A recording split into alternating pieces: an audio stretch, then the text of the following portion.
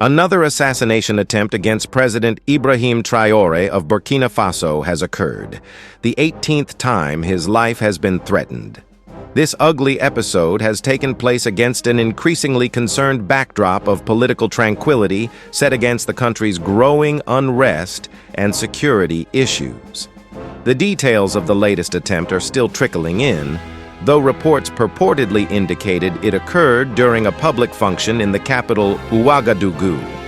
Eyewitnesses noted order turned to chaos, as security briefly intervened to whisk the president to safety. Authorities are still probing possible motives for the attack, but the incident raises some serious questions regarding the safety of leaders in a country beset by various challenges. President Traore, who assumed power in an army coup in 2022, has met with severe opposition from several groups within Burkina Faso. His administration has been chastened for its handling of ongoing insecurity challenges, mainly through the activities of extremist groups in the West African region.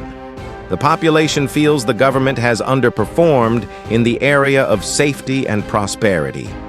Frustration is mounting. Traore has denounced this attempt on his life as an attack on democracy and pledged to continue working towards stabilizing the country. He then urged the citizens of Burkina Faso to unite and confront the impending challenges while he highlighted the need for resilience in times of hardship. The situation continues to unfold with close attention by the international community. The likes of the United Nations have expressed their concern for the escalating strife in the Sahel region and reiterated the need for joint efforts towards peace. The next few weeks will therefore be crucial in determining the fate of Traore's leadership and the stability of Burkina Faso as a whole.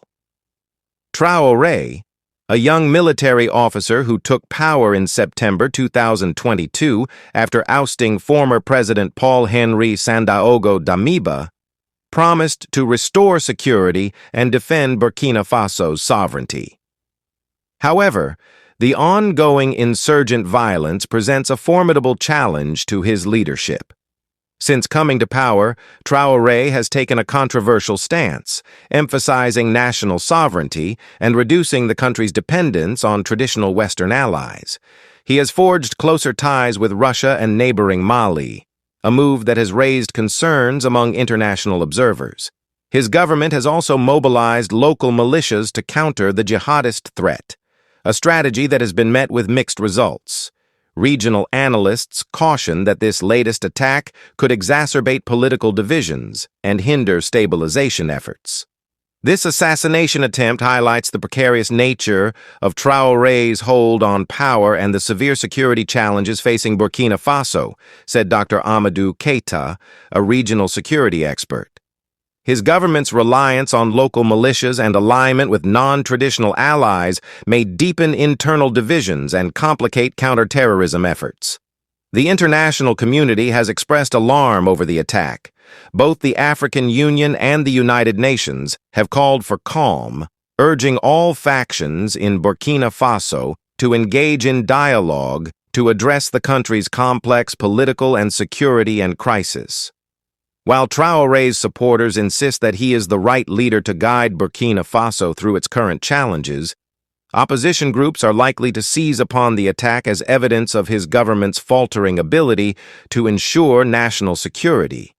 Traore's leadership remains under intense pressure.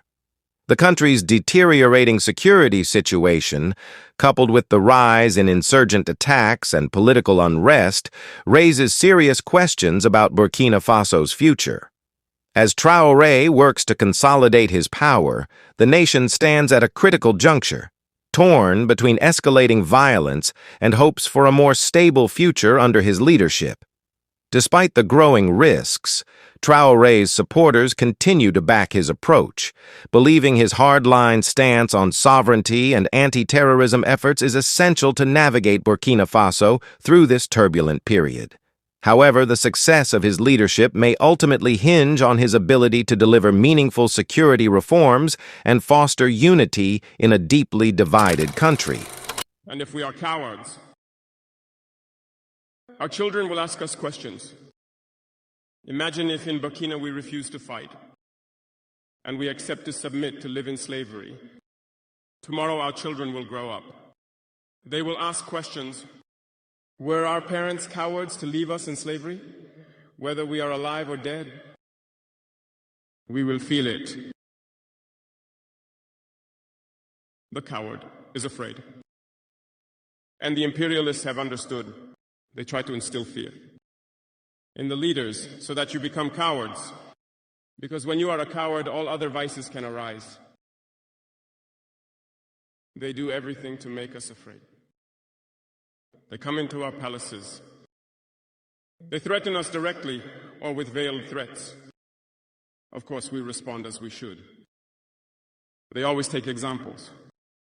They will tell us, Thomassankara tried to do it like this, but where is he? He is dead.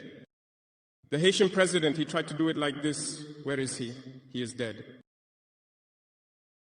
Gaddafi tried like this. Where is he? He is dead. These are the veiled statements made to us to instill fear. And then we also often see some young people trying to follow in the footsteps in a different way. You can hear them say, such a person ruled like this, he has the sepulchre. Such a person ruled like this, he is in prison. All this to try to scare us, to make us cowards. I think they haven't understood something. When we say the homeland or death, we shall overcome, it's not just a phrase, it has its full meaning. We are not afraid and we will never be afraid. We will continue our struggle.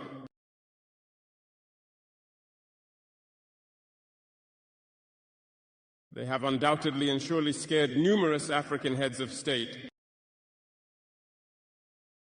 You often see when we speak or when we have the opportunity to be in certain situations abroad, we often make statements to call on African heads of state to wake up, take care of our youth, to be able to initiate our real development. We are often misunderstood. Some have responded publicly to our statements because they feel targeted. But I can assure you, youth, that when we find ourselves in their corridors, these same heads of state tell us, you are on the right track.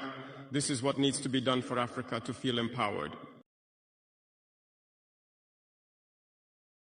So, we ask them questions about why you don't do as we do, why you don't support us. Some tell us they are entangled, some tell us they cannot. Dear elders, African heads of state, from this platform, I would like to say that African people are the most peaceful people.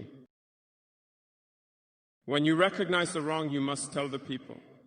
Let us not be afraid tomorrow to go out and tell the people.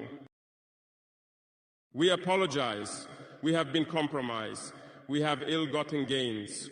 We have been constrained by many things, and we ask for forgiveness and return to the right path. And to start truly working for the independence of our states and our emancipation. And I believe it is possible. If we remain in this posture of fear, we will be cowards, and history will judge us. Our children will ask questions, our grandchildren will ask questions. We are writing history. There is no room for cowardice. If our ancestors had been cowards, we would not be. Has the matter still going on as the whole thing is pending? Everyone is hooked with anxiety on what would happen next. Who knows who are behind this counterattacks? Who knows the people behind the attempt kill of President Ibrahim Traore? As we analyze this video, don't forget to like, subscribe and comment, so as to reach to more audience and to contribute to a good public opinion. See you in my next video.